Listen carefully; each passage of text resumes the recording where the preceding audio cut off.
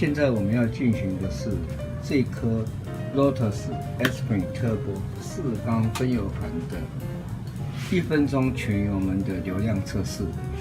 但是前提是这4缸的出油量，我都已经经过我校正之后呢的出油量，也就是说我手到底各退3圈出来。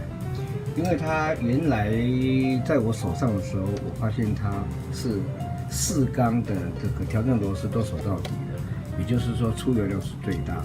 但是我发现它的出油量已经比我们常规的出油量都大了，所以说我把它校正到大概我们标准的出油量。那也就是说，我都手到底之后呢，有各退逆时钟各退3圈。好，那我们现在来看它1分钟的出油量的状况。好，我们时间设定1分钟。好，开始。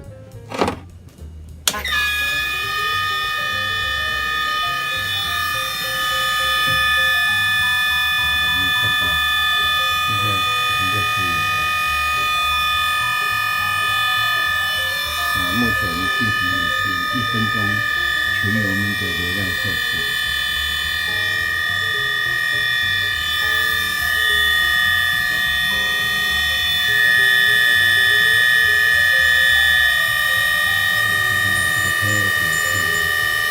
Lotus 的标准分油嘴。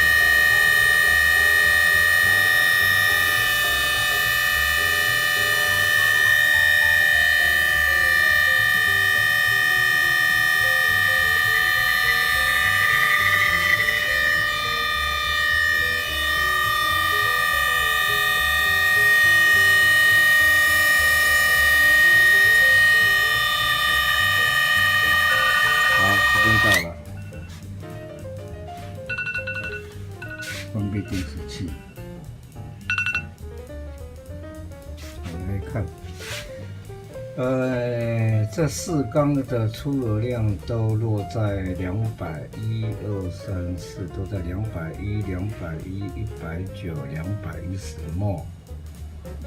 如果以这个出油量，比我们 NA 引擎的出油量都已经偏高了。如果以 NA 的话，它的出油量应该差不多在150到170。那目前我是螺丝退了4圈，螺丝退了4圈之后呢，它的出油量还这么高。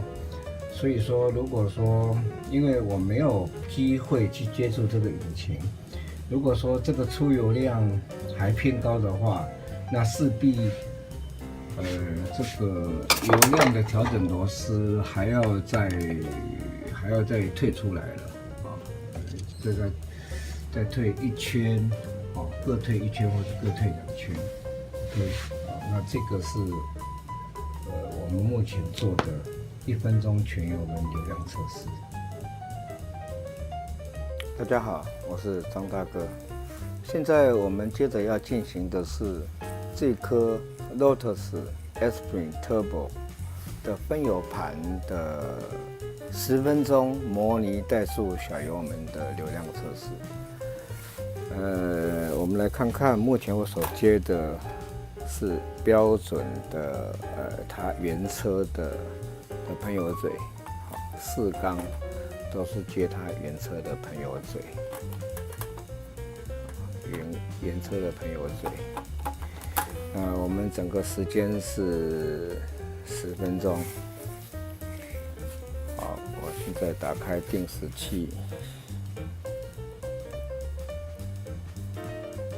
时间设定10分钟，打开电源。目前电压跟油压都正常。好，时间设定10分钟，开始。好，开始。好，我们现在是模拟怠速小油门10分钟的流量测试。前有看到这4缸已经开始在出油了。我们这主要目的是要看它在怠速的时候，它每一缸的出油是不是平均。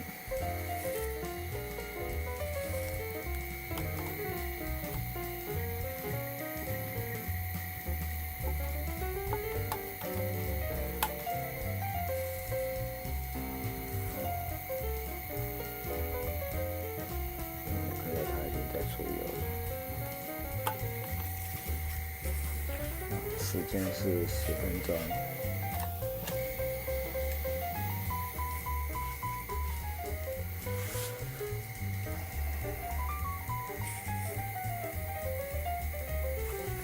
由于整个时间长达10分钟，所以我们这段影片会分成2个部分。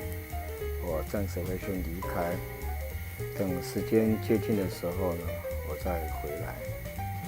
目前我们进行的是第2阶段的 Lotus Esprit Turbo 的4缸分油盘，第2部分的10分钟的流量测试。我们来看看时间，大概还有2分多钟。然后我们来看它这个整体的这个出油量。目前的系统压力是5.6左右。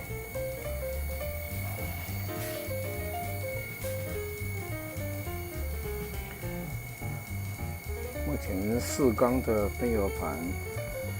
如果按照厂方的标准，误差标准是15%，它目前看起来都是在合格范围以内。现在时间应该差不多了。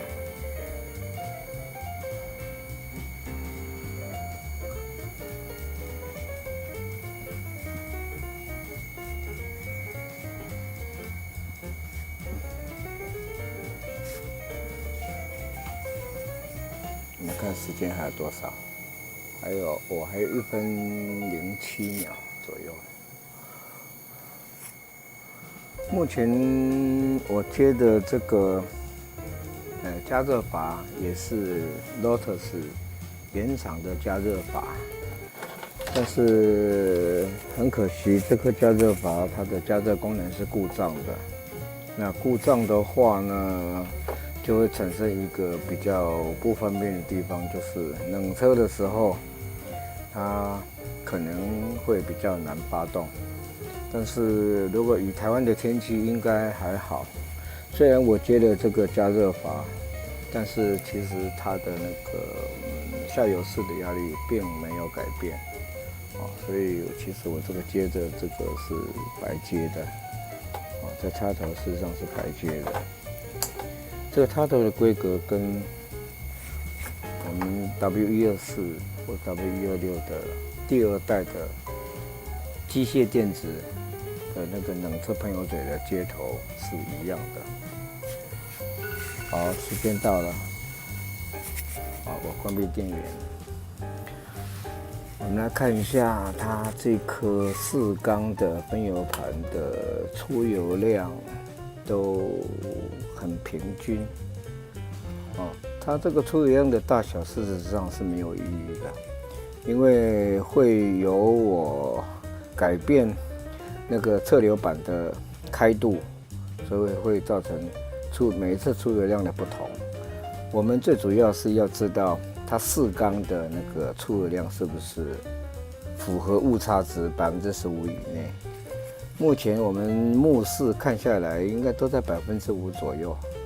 所以说，这颗4缸的分油盘目前的身体是非常的健康。好，这个第2阶段的测试，